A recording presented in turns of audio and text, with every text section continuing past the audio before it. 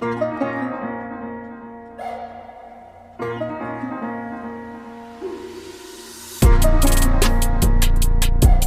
is up, RDX Nation? Back at you with the perspective. Welcome back.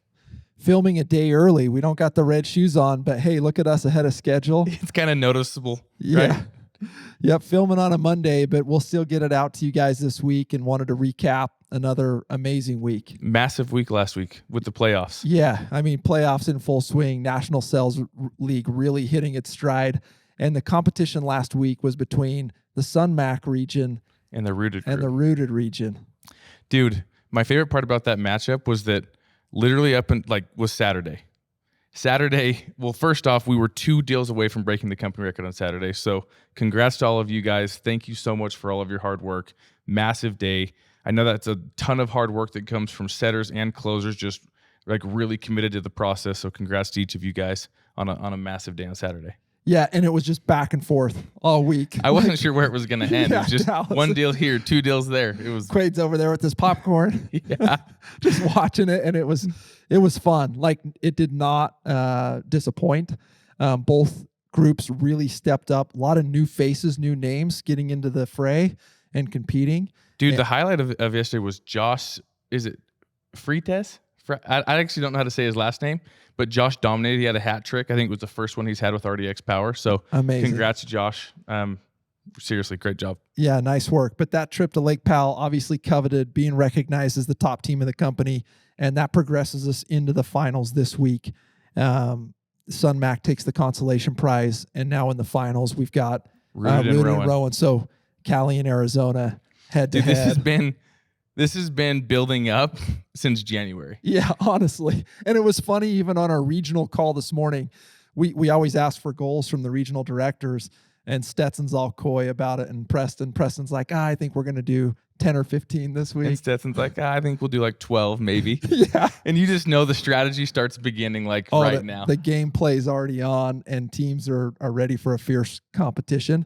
And, the rewards of the competitions are really starting to hit right now.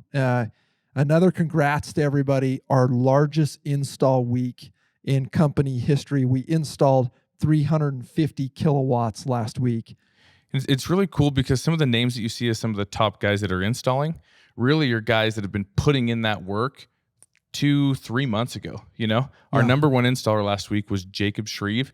We've seen his name all over the board on sales, and it's fun to just start to see that pipeline start to hit for him. He had 7 installs. Yep. And the number 2 guy, Trey Nix, with 4 installs last week. You just talk about trusting the process. We're going to pop him into the studio right now so that I can ask him a couple questions about it. Trey, get down here. Trey, ask and you shall receive. Welcome to the studio. So glad you could join us today. Always amazing having talent here in the studio with us for the perspective. And your story is incredible. So I'm grateful for the opportunity to get to ask you a couple questions. 4 installs last week. Big week. How did that feel? Felt great. Yeah. A lot of hard work finally paying off. Yeah. Tell me about that. Like, what is that like coming in from another product, really learning to trust the process? And yeah. So at first when you come in, it's a lot bigger than TV, the paperwork, all that stuff is a little more intimidating. But then you realize the commissions, and it makes you want to work harder for it. And so you just keep going, and especially with the install times, you just gotta, for me, like the biggest thing was resetting myself at 0 every day. It was like, cool, I sold 2 today or 1 today or 4 this week, whatever it was. I'm at 0, because none of that money is hitting. It's not coming next week. It's kind of a mystery sometimes. And so you can't bank on any of it. You just got to keep going. Yeah. And they say, like, when you see solar as a process that way, it's the only way you succeed at it. And it's why guys that are in it for a couple months typically didn't have a great experience. But if you find people that have been in it for a year or 2 years, they're all making phenomenal money because they learned how to go trust that process. And you're just a guy to me that exemplifies that, right? Like, you exemplify everything we want from a Radix rep. Just really leaning into the process, buying into the culture, and being an example of it. So I want you to tell me, like, the hardest part of it, and then what the best part of moving to solar has been. The hardest part's definitely the lack of consistent money at first, because it takes a while to come in. So coming from satellite, you sell it, next week you're getting paid. You know, Yep. it was very easy to budget and whatnot. So you got to really trust it. It's a big leap of faith to just, throw out all this effort and work. And, you look at your pipeline, like that's a lot of money sitting there and Gosh.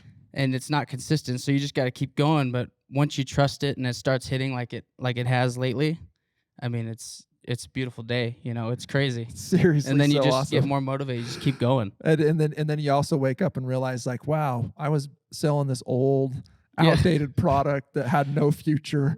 Yep. And now I'm in this thing that like is just getting started and my career path is incredible. 100%. Right. It's game-changing, life-changing opportunity. So what's been the best part of joining the solar revolution?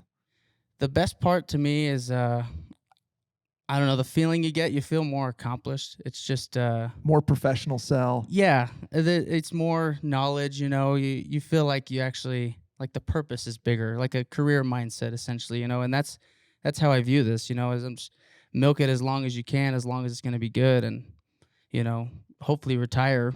Yeah, for sure. And it's so true because it really is, right? One, you're making life-changing money where you can really go build and create wealth. Mm-hmm. Two, you're helping the customer save money. Yeah, And then thirdly, it really is a more professional sell and you're helping save the planet. You're Yeah. like doing good for the world that we all live in, for our kids and our kids' kids, right? And so it's cool that it just has all of those In one- pieces yeah. to it that adds to that more professional sell. yep, 100%. Yeah, I love that. So Quaid and I have been traveling around lately. We've been doing advancement interviews.